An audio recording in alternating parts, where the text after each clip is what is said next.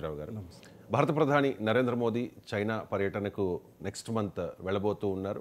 Shanghai cooperation organisation మీటింగ్లో పాల్గొనడంతో పాటు China అధ్యక్షుడు జీ జిన్పింగ్తో ఆయన ప్రత్యేకంగా ఒక ద్వైపాక్షిక భేటీలో కూడా పాల్గొబోతూ ఉన్నారు. అండ్ ఆ సమావేశానికి రష్యా అధ్యక్షుడు పుతిన్ కూడా రాబోతూ ఉన్నారు అనేది సమాచారం. ఏంటి ఎంజీరావు గారు, ఈ చైనా పర్యటన, మోదీ చైనా పర్యటన ఇంపార్టెన్స్ ఏంటి అంటే ఏం చెప్తారు? నరేంద్ర మోడీ ఈ ఆగస్టు 30 నుండి సెప్టెంబర్ 1 అంటే 2-3 రోజుల పాటు జరిగే షాంఘై కోఆపరేషన్ ఆర్గనైజేషన్కి చైనా విజిట్ చేస్తున్నారు. అక్కడ చైనా అధ్యక్షుడు జీ జిన్పింగ్తో ద్వైపాక్షిక భేటీ ఉండబోతుంది అనగానే ప్రపంచమంతా ఆశ్చర్యపోతుంది. ఎందుకంటే ప్రపంచంలో 2 శక్తివంతమైన ఆర్థిక శక్తులుగా ఎదుగుతున్న 2 దేశాలు, ఇరుగు పొరుగు దేశాలు, అదేగా శత్రు దేశాలుగా ఉండే 2 దేశాలు, ప్రచ్ఛన్న యుద్ధం చేసుకుంటున్న 2 దేశాల అధినేతలు మీట్ అవ్వబోతున్నారు. దీనిపై ప్రపంచమంతా అత్యంత ఆసక్తితో ఎదురు చూస్తుందండి ఈ మీటింగ్ని. ఎందుకంటే ఇక్కడ ఒక విషయాన్ని గమనించాలి. అదేంటంటే ఇప్పుడు ఇండియా చైనాల మధ్య, భారత్ పాకిస్తాన్ల యుద్ధం జరిగినప్పుడు ఇండియా చైనాల మధ్య యుద్ధం జరిగినట్టే. ఎందుకంటే చైనా ఆయుధాలని 80% ఆయుధాలను మనం పాకిస్తాన్లో తుత్తునియలు చేసాం. ఆపరేషన్ సింధూర్ అయింది. అక్కడ బ్రహ్మపుత్ర డిస్ప్యూట్ ఉంది. బంగ్లాదేశ్ విషయంలో చైనా జోక్యం చేసుకుంటుంది. ఇంతటి ప్రచ్ఛన్న యుద్ధం జరుగుతుంది. దీంతోపాటు హిందూ మహాసముద్రంలో ప్రచ్ఛన్న యుద్ధం జరుగుతుంది 2 దేశాలకు. ఇప్పుడు చైనా స్పయింగ్ నౌక ఇండియన్ ఓషన్లోనే ఉంది, బంగాళాఖాతం దగ్గర. అంటే ఇంతటి ప్రచ్ఛన్న యుద్ధం జరిగినా ఈ చైనా ఇండియాల మధ్య ఏంటి ద్వైపాక్షిక భేటీ అంటే ఇక్కడ ఒక ఆశ్చర్యకరమైన ఉంటుంది. అంటే మెచ్యూరిటీ ఆఫ్ ది రెండు పురాతన నాగరికతలు ఎంత మెచ్యూరిటీ ప్రదర్శిస్తున్నాయో ఇక్కడ అర్థమవుతుంది. అదంటే సింపుల్ అండి. 2 క్లుప్తంగా చెప్పాలంటే, చాలా సింపుల్గా చెప్పాలంటే, బార్డర్ డిస్ప్యూట్ ఉన్నా, ప్రచ్ఛన్న యుద్ధం జరుగుతున్నా, ఒకరికొకరు యుద్ధం ఆల్మోస్ట్ చేసుకున్న, బంగ్లాదేశ్లో పాకిస్తాన్లో మనం వెళ్ళి అక్కడ వియత్నాంలో ఏలిపెట్టి, ఫిలిప్పైన్స్లో ఏలిపెట్టి యుద్ధం చేసుకుంటున్నా, తైవాన్ విషయంలో మనం జోక్యం చేసుకుంటున్నా, టిబెట్లో జోక్యం చేసుకుంటున్నా, 2 దేశాలు మాత్రం ట్రేడ్ విషయంలో కలిసి ఉంటున్నాయి. ఇది ఒక్క విషయం గమనించాలి. ఇప్పుడు ప్రధాని మోడీ చైనా ఎందుకు వెళ్తున్నారు అంటే షాంఘై కోఆపరేషన్ ఆర్గనైజేషన్ అటెండ్ అవ్వడానికి వెళ్తున్నారు. అంతకుముందు బ్రెజిల్లో జరిగిన దాంట్లో బ్రిక్స్ సమావేశానికి చైనా అధ్యక్షుడు రావాలి, కానీ ప్రధాని జిన్యాంగ్ వచ్చారు. ఇదనమాట జరిగేది. అంటే చైనా ఇండియాల మధ్య ఇంటరాక్షన్ అనేది it's A on continuous basis అనమాట. ఒక స్థిరత్వం ఉంటుంది. బార్డర్ ప్రాబ్లం ఎలా ఉన్నా, ఏ యుద్ధం ఎలా జరిగినా. దీనిలో భాగంగానే మోడీ ఇప్పుడు చైనా వెళ్ళిపోతున్నారు. ఎప్పుడు వెళ్ళిపోతున్నారు? 2017 తర్వాత, అంటే ఆల్మోస్ట్ 8 సంవత్సరాల తర్వాత చైనాలో పర్యటిస్తున్నారు ప్రధాని మోడీ. ఈ విషయాన్ని గమనించాలి. రెండో విషయం, 2017లో అక్కడ డోక్లాం వ్యాలీలో, సిక్కిం పైన భూటాన్ దగ్గర డోక్లాం ఇష్యూ తర్వాత ఈ పర్యటన. తర్వాత 2020 గాల్వాన్ వ్యాలీలో మన సంతోష్ కుమార్ ఎంతమంది పెద్ద ఘర్షణ జరిగితే లడఖ్లో, దాని తర్వాత పర్యటన. ఈ పర్యటనకి చాలా విశిష్టత ఉంది. ఆ తర్వాత ఈ జీ జిన్పింగ్ మోడీ మీట్ అయ్యి గత సంవత్సరం అక్టోబర్ బ్రిక్స్ సమావేశంలో రష్యాలో మీట్ అయ్యారు. ఇప్పుడు మోడీయే చైనా వెళుతున్నారు. ఎందుకు అంటే షాంఘై కోఆపరేషన్ ఆర్గనైజేషన్ అటెండ్ అవ్వడానికి వెళ్తున్నారు. ఇది మాట్లాడే ముందు చైనా ద్వైపాక్షిక సమావేశాల కోసం మనం మాట్లాడాలి. ఈ పర్యటన షాంఘై కోఆపరేషన్ ఆర్గనైజేషన్కి వెళ్ళడానికి వెనకాల చైనా చాలా బ్రతిమలాడడం కనిపిస్తుంది. ఎందుకంటే అజిత్ దోవాలో ఒక నెల క్రితం చైనా వెళ్ళారు ఎన్ఎస్సిఏ మీటింగ్కి, షాంఘై కోఆపరేషన్.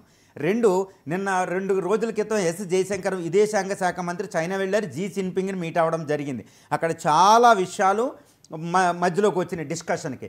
ఆ విషయాలు ఇండియాని కాస్త మొగ్గు చూపడం తగ్గడం వల్లే ఈరోజు మోడీ పర్యటన అక్కడ లైన్ క్లియర్ అయ్యింది. ద్వైపాక్షికంగా కూడా జరుగుతుంది. షాంఘై కోఆపరేషన్ ఆర్గనైజేషన్లో మల్టీ కోఆపరేషన్లో మీట్ అవ్వడం ఒకటే కాదండి, ద్వైపాక్షిక మీటింగ్ కూడా అక్కడ రెడ్ కార్పెట్ ఉంది. అంటే ఏంటి?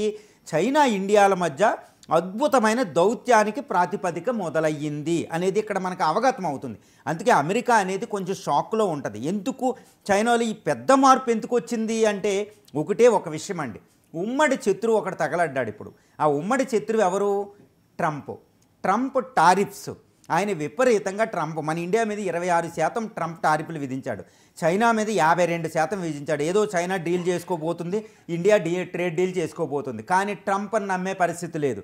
కానీ ఇవి ఆర్థిక శక్తులుగా ఎదుగుతున్నాయి. వాణిజ్యం అనేది చాలా, ఇంపోర్ట్ ఎక్స్పోర్ట్స్ అనేది ఆర్థిక వృద్ధికి చాలా ఊతం. ఇప్పుడు అక్కడ అమెరికాని నమ్మడం కంటే ఇక్కడ చైనా ఇండియాలు ఒకదాని మీద ఒకటి వ్యాపారం చేసుకున్నాయి అనుకోండి, ఇది ఉభయ తారకం అనమాట, రెండింటికి మ్యూచువల్ బెనిఫిట్. అందుకే చైనా తగ్గింది. ఇండియా కూడా చైనాతో మనం ఒప్పందం చేసుకుందాం మంచిగా ఉందనుకోండి, ట్రేడ్ ఒప్పందాలు కుదరవు. ఇండియా చైనాల మధ్య ఒప్పందం, trade deal, comprehensive economic cooperation agreement, FTL, free trade అగ్రిమెంట్లు ఇలాంటివి ఎప్పుడూ ఉండవు. ఎందుకంటే చైనాని మన ఇండియా నమ్మదు. కానీ అద్భుతమైన ట్రేడ్ రిలేషన్షిప్ ఉంటుంది ఇండియాకి. చైనా అనేది సెకండ్ లార్జెస్ట్ ట్రేడింగ్ పార్ట్నర్. మనం గుర్తుపెట్టుకోవాలి, $120 బిలియన్ ట్రేడ్ జరుగుతుందన్నమాట. అదేవిధంగా చైనా కూడా ఇండియా టాప్ 10 ట్రేడింగ్ పార్ట్నర్. ఇది చాలా చాలా ఇంపార్టెంట్. అందువల్ల రెండిటికి చాలా ఉపయోగం, గ్రోత్ ఎక్కువ ఉంటుంది. ఈ రెండిట్ల మధ్య ట్రేడ్ ఫ్యూచర్లో ఎక్కువ ఉండబోతుంది. అమెరికాని మించిపోతుంది చైనా ట్రేడ్. అదేవిధంగా ఇండియా ట్రేడు అంటే చైనాకి ఇండియా ట్రేడ్ కూడా అక్కడ యూరోపియన్ యూనియన్ ఆ కంట్రీలు మించబోతుంది. కాబట్టి ఇండియా అనేది చైనాకి, చైనా అనేది ఇండియాకి. అంటే ఇక్కడ చెప్పేది ఒకటేనండి, ట్రేడ్ భారత్ బంగ్లా విషయంలో, పాకిస్తాన్ విషయంలో చైనా ఇన్వాల్వ్ అవుతుంది, ఇండియన్ ఓషన్లో చైనా ఇన్వాల్వ్ అవుతుంది. ఇండియా చైనాలు ప్రచ్చని యుద్ధమే చేసుకుంటున్నాయి. ఎందుకంటే హైలీ కాంపిటేటర్స్. చైనా ఇండియాని శత్రుగా చూస్తాయి, ఇండియా కూడా చైనాని శత్రుగా చూస్తుంది. కానీ ట్రేడ్ విషయంలో రెండు మిత్ర దేశాలు అనేది ఒకటి మర్చిపోకూడదు. రెండు ఎన్విరాన్మెంటల్ పర్యావరణ విషయంలో రెండు మిత్ర దేశాలు అనేది మర్చిపోకూడదు.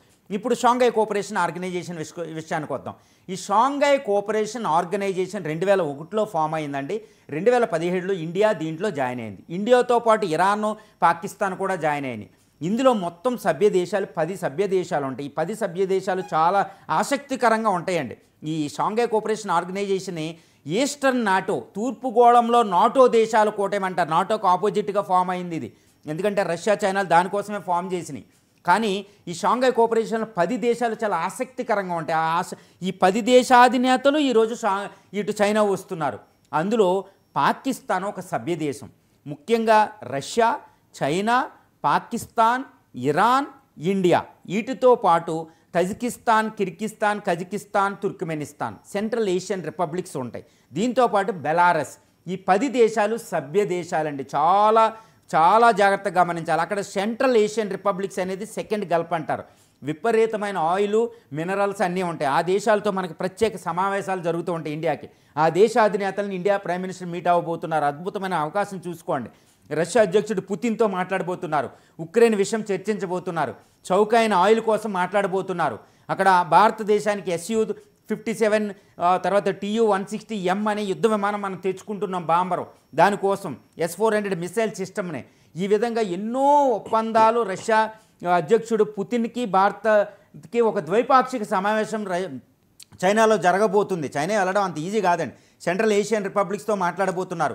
ఇరాన్ అధ్యక్షుడితో అక్కడ సమావేశం జరగబోతుంది. అద్భుతమైన సమావేశం. ఎందుకంటే ఇజ్రాయెల్ యుద్ధంలో ఇరాన్తో మన సంబంధాలు చాలా అవసరం. అక్కడ గ్వడార్ పోర్ట్ ఉంది, ఆయిల్ మనం ఇంపోర్ట్ చేసుకుంటున్నాం. ఇరాన్తో మళ్ళీ సత్సంబంధాలు చాలా చాలా అవసరం. అక్కడ మీట్ అవుతారు. తర్వాత పాకిస్తాన్ ప్రధాని షహబాజ్ షరీఫ్ వస్తారు. ఆయనతో మన ఇండియన్ ప్రధాని మాట్లాడరు. కానీ షాంఘై కోఆపరేషన్ ఆర్గనైజేషన్లో అక్కడ జాయింట్ స్టేట్మెంట్లో టెర్రరిజం అనేది ఒకటి రాబోతుంది అనేది గుర్తుపెట్టుకోవాలి. ఎందుకంటే రాజ్నాథ్ సింగ్ డిఫెన్స్ మినిస్టర్ల సమావేశానికి వెళ్ళినప్పుడు రాజ్నాథ్ సింగ్ సంయుక్త ప్రకటన ఇవ్వలేదు. అక్కడ సమావేశంపై సంతకం కూడా చేయలేదు సంయుక్త ప్రకటన మీద. ఎందుకంటే టెర్రరిజం, పహల్గామ్ ఇష్యూ లేదు. కానీ జైశంకర్ జీ జిన్పింగ్ని మాట్లాడిన తర్వాత దానికి జీ జిన్పింగ్ ఒప్పుకోవడం వల్లే ప్రధాని ఈరోజు షాంఘై కోఆపరేషన్ ఆర్గనైజేషన్ సమావేశానికి వెళ్తున్నాడు. చైనా తగ్గింది అంటే ఈ సంయుక్త ప్రకటన రాలేదు అనుకోండి, షాంఘై కోఆపరేషన్ ఆర్గనైజేషన్ నిర్వహించే దేశం విఫలమైపోయినట్టు.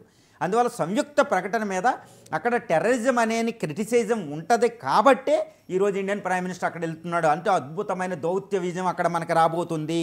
10 దేశాలు అంటే పాకిస్తాన్ మినహించే మిగిలిన 8 దేశాలతో మనం Indian prime minister Narendra Modi ద్వైపాక్షిక సమావేశాలు ఉంటాయి, ముఖ్యంగా చైనాతో. దీంతో పాటు IRC, ఇండియా, రష్యా, చైనా అనేది ఒక కూటమిగా మాట్లాడుకోబోతున్నాయి. ఇది చాలా చాలా ప్రమాదం. అంటే ఎవరికి ప్రమాదం అంటే అంతర్జాతీయ సంబంధాల్లో ఒక పెద్ద భూకంపాన్ని క్రియేట్ చేయబోతుంది. ఎందుకంటే బ్రిక్లో సభ్య దేశాలు ఇవి. ఈ బ్రిక్స్లో ఇప్పుడు షాంఘై కోఆపరేషన్ ఆర్గనైజేషన్లో ఉన్న ఇరాన్ కూడా బ్రిక్స్లో సభ్య దేశం. అది మనం మర్చిపోకూడదు. అంటే 4 బ్రిక్స్ దేశాలు ఉన్నాయి, ప్రధానమైన దేశాలు. ఈ దేశాలు బ్రిక్స్ అనుకుంటే అక్కడ బ్రిక్స్ కరెన్సీ కూడా వస్తుంది. అంటే అమెరికాకి చాలా వణుకు పుట్టించే అంశం. ఇండియన్ ప్రైమ్ మినిస్టర్ మోడీ అక్కడ వెళ్తున్నాడంటే వణుకు పుట్టించే అంశం. ఎందుకు ట్రంప్కి ప్రాబ్లం ఏంటంటే ఇండియా చైనాలు ఏకం అవుతే ఇంకా ప్రపంచ ఆధిపత్యం వాళ్ళ చేతిలోకి వచ్చేసినట్టు. అంత శక్తివంతమైన కూటమి అన్నమాట ఇండియా చైనా అంటే. మామూలు విషయం కాదు. బ్రిక్స్ కరెన్సీ వచ్చేస్తుంది, డాలర్ పతనం. కానీ ట్రంప్ యొక్క లక్ష్యం ఎప్పుడు ఇండియా చైనాలకు యుద్ధం పెట్టడమే. ఇండియా చైనాలు యుద్ధం పెట్టేస్తే, ఇండియా చైనాలు దెబ్బలాడుకుంటే, పోట్లాడుకుంటే ఇంకా అమెరికా ఆధిపత్యం శాశ్వతం అనమాట. అందువల్ల ఇండియన్ ప్రైమ్ మినిస్టరు అదే చైనా ప్రెసిడెంట్ మీట్ అవ్వడం అంటే అది ప్రపంచ రాజకీయాల్లో ఒక ఆసక్తి గొలిపే అతిపెద్ద అంశం. కానీ ఏదేమైనప్పటికీ ఇండియా చైనాతో ట్రేడు అనేది ఎక్కువ అవుతే అమెరికా మీద మనం డిపెండ్ అవ్వక్కర్లేదు. దీని ద్వారా అమెరికాని ట్రేడ్ డీల్కి లాగుతున్నాం చైనాతో. ఇప్పుడు చూడండి, చైనా ఇండియా మీట్ అవ్వడం అంటే అమెరికాని రెండూ కలిసి బెదిరించడమే. ఈ రెండు దేశాలు విడివిడిగా ట్రంప్ టారిఫ్స్ తగ్గించుకున్నాక ట్రేడ్ డీల్ కుదుర్చుకోవాల్సిందే. రెండు దేశాలు బ్రహ్మాస్త్రాలు వేస్తున్నాయి ట్రంప్ మీద, ట్రంపే లక్ష్యంగా. కానీ ఎస్సీఓ సమ్మిట్కి అసలు ప్రైమ్ మినిస్టర్ మోడీ ముందు వెళతారని అనుకోలేదు. కాకపోతే చైనా వెనక తగ్గి అజిత్ దోవల్ గారితో, రాజ్నాథ్ సింగ్తో, ఎస్పెషల్లీ జైశంకర్తో జీ జిన్పింగ్ మీట్ అయ్యి జైశంకర్తో ఇండియాకి కొన్ని కన్సెషన్స్ ఇవ్వడం వల్ల ఈరోజు ప్రైమ్ మినిస్టర్ మోడీ అక్కడికి వెళుతున్నారు చైనా. అదొక అద్భుత విజయంగా చెప్పుకోవాలి చైనా.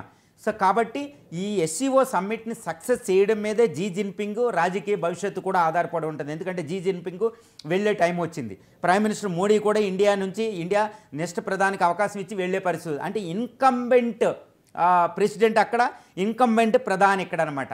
వీళ్ళు లాస్ట్ టైం మీట్ అవుతున్నారని కూడా మనం చెప్పుకోవచ్చు అనమాట. ఏదేమైనప్పటికీ చైనా ఇండియాలో సమావేశం అంటే ప్రపంచ రాజకీయాల్లో ఒక పెద్ద కుదుపు.